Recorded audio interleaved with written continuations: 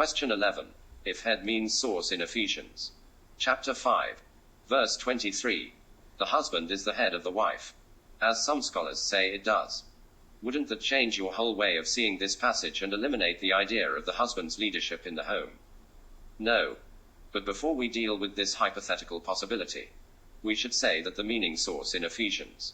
Chapter 5. Verse 23.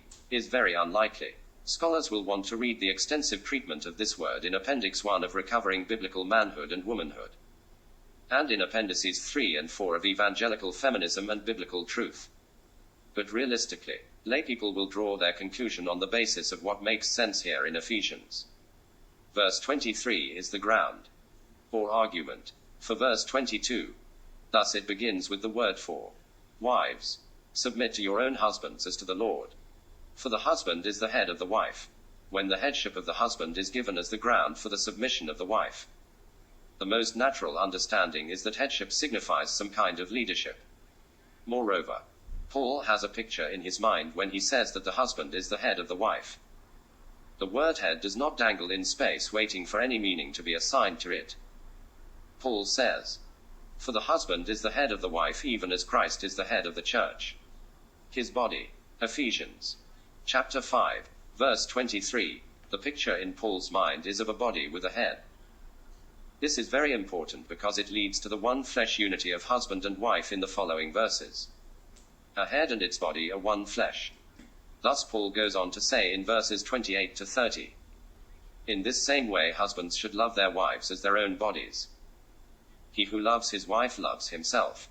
For no one ever hated his own flesh, but nourishes and cherishes it, just as Christ does the church, because we are members of his body. Paul carries through the image of Christ the head and the church his body. Christ nourishes and cherishes the church because we are limbs of his body. So the husband is like a head to his wife, so that when he nourishes and cherishes her, he is really nourishing and cherishing himself, as the head who is one flesh with this body. We find it significant that in all of ancient Greek literature, one person is called the head or kephali of another person or a group in more than 40 examples. And in every single instance the person who is called the head is in a position of authority over the other person or the group. In no example is the person who is called the head the source of the other person or group. So this meaning remains highly suspect, with no clear examples to support it. But even if head were to mean source in Ephesians. Chapter 5, verse 23. What is the husband the source of? What does the body get from the head? It gets nourishment. That's mentioned in verse 29. And we can understand that, because the mouth is in the head and because nourishment comes through the mouth to the body. But that's not all the body gets from the head. It gets guidance, because the eyes are in the head. And it gets alertness and protection, because the ears are in the head.